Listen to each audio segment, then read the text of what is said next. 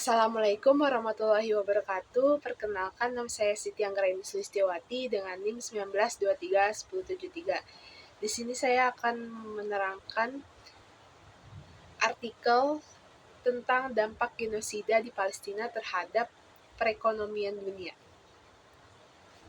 Konflik berkepanjangan antara Israel dan Palestina yang telah menjadi isu global selama beberapa dekade.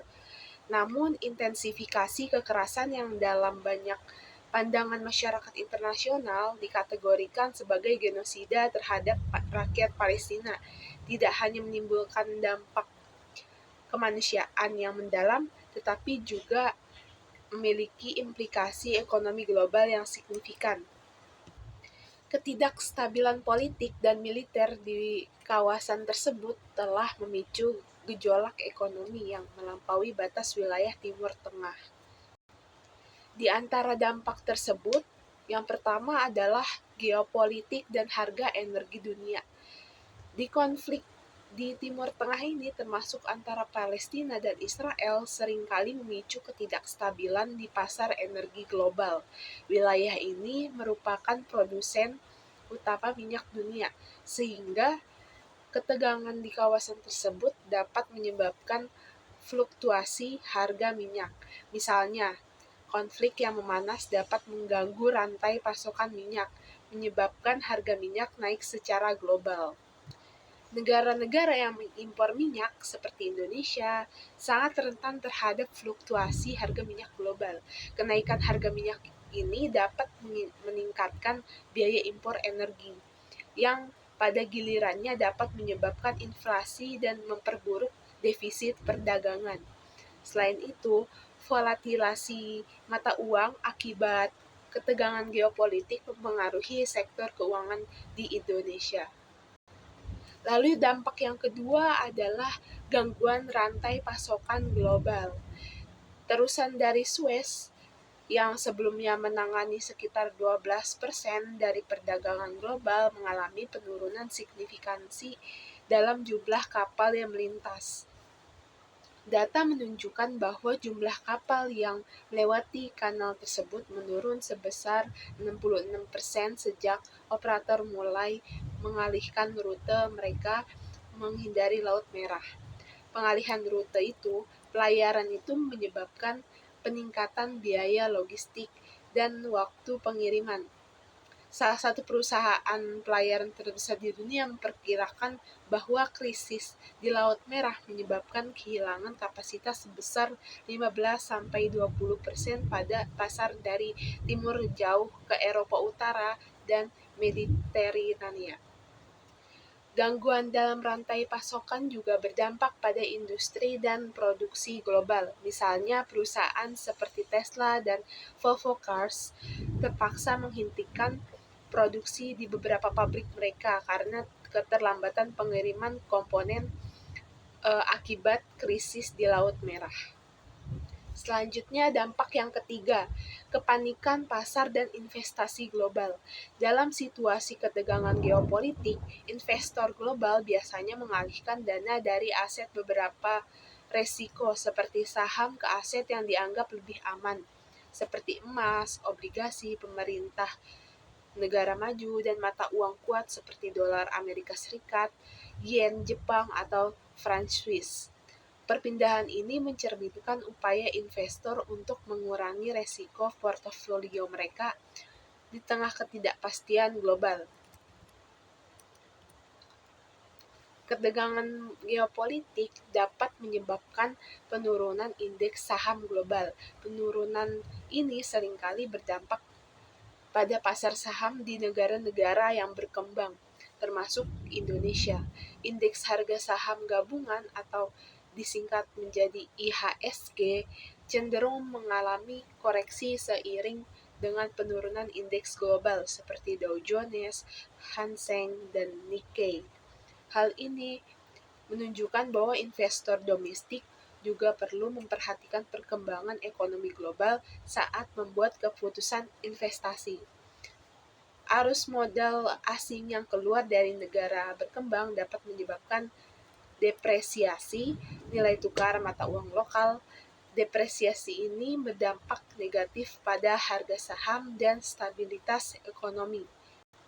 Sebagai contoh, selama konflik Rusia dan Ukraina, mata uang negara-negara berkembang mengalami tekanan akibat arus modal yang keluar dan ketidakpastian pasar. Ketidakstabilan arus modal dan nilai tukar dapat menyulitkan negara-negara berkembang dalam mempertahankan kestabilan ekonomi mereka. Volatilitas ini mempengaruhi sektor keuangan dan dapat memperburuk defisit transaksi berjalan serta inflasi. Sebagai contoh, Indonesia mengalami tekanan pada nilai tukar rupiah dan pasar saham selama periode ketidakpastian global.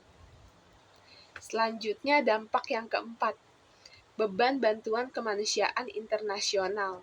Situasi kemanusiaan di Gaza telah memburuk secara signifikan, dengan lebih dari 2 juta penduduk sangat bergantung pada bantuan internasional seperti UNRWA, Badan Utama PBB yang menangani pengungsi Palestina, menghadapi krisis pandangan besar dengan defisit anggaran mencapai 450 juta dolar dari total kebutuhan 880 juta dolar. Krisis ini diperparah oleh penangguhan dana dari 18 negara donor utama termasuk Amerika Serikat dan beberapa negara Eropa akibat tuduhan keterlibatan staf UNRWA dalam serangan Hamas pada 2023. Banyak negara yang donor terpaksa mengalihkan dana dari proyek pembangunan jangka panjang ke bantuan kemanusiaan darurat di Palestina. Hal ini mengganggu rencana pembangunan berkelanjutan dan program pendidikan yang telah dirancang sebelumnya. Menurut laporan dari Arab Center, Washington DC, kompleksitas konflik Palestina dan Israel membuat implementasi proyek pembangunan menjadi sulit, sehingga donor lebih memilih untuk fokus pada kebutuhan kebutuhan kemanusiaan mendesak dan defisit anggaran otoritas Palestina.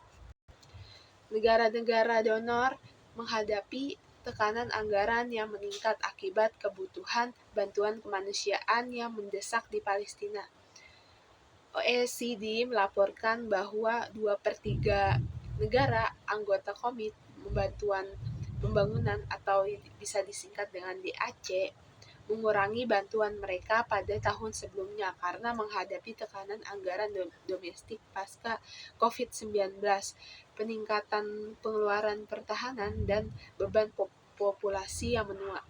Proposal baru dari Israel dan Amerika Serikat untuk mendirikan Gaza Humanitarian Foundation atau disingkat dengan GHF sebagai mekanisme distribusi bantuan telah menimbulkan kontroversi.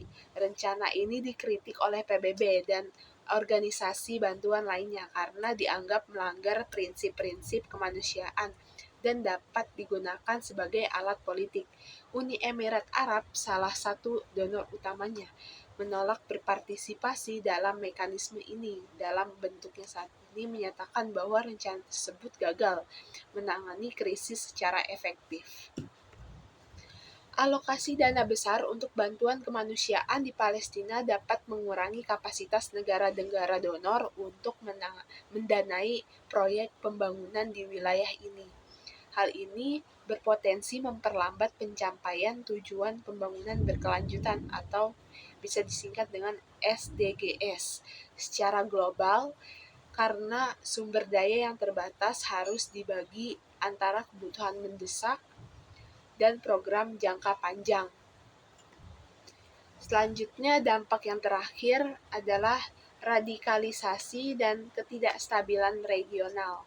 Ketegangan yang terus-menerus di Palestina telah menjadi pemicu utama radikalisasi di kawasan Timur Tengah. Menurut Brookings Institution, ketidakhadiran resolusi dalam konflik Israel dan Palestina telah menjadi bahan bakar bagi ekstremisme di wilayah tersebut. konflik di Gaza telah memberikan peluang bagi kelompok ekstremis seperti ISIS dan Al-Qaeda untuk membangun kembali kekuatan mereka.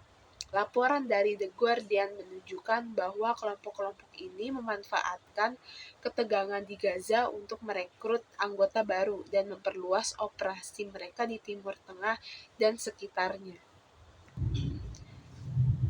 Lalu kesimpulan dari dampak-dampak tersebut adalah genosida di Palestina bukan hanya tragedi kemanusiaan, tetapi juga ancaman nyata terhadap stabilitas ekonomi secara global. Dampaknya terasa melalui fluktuasi harga energi, gangguan rantai pasok, dan gejolak pasar keuangan, dan tekanan fiskal pada negara-negara donor. Konflik ini menegaskan pentingnya diplomasi internasional dan penyelesaian damai, tidak hanya untuk kepentingan kemanusiaan, tapi juga untuk menjamin stabilitas dan pertumbuhan ekonomi dunia. Dunia tidak bisa terus membayar harga dari ketidakadilan yang berlarut-larut. Itu saja yang bisa saya jelaskan dari dampak genosida di Palestina terhadap perekonomian global. Cukup dari saya. Wassalamualaikum warahmatullahi wabarakatuh.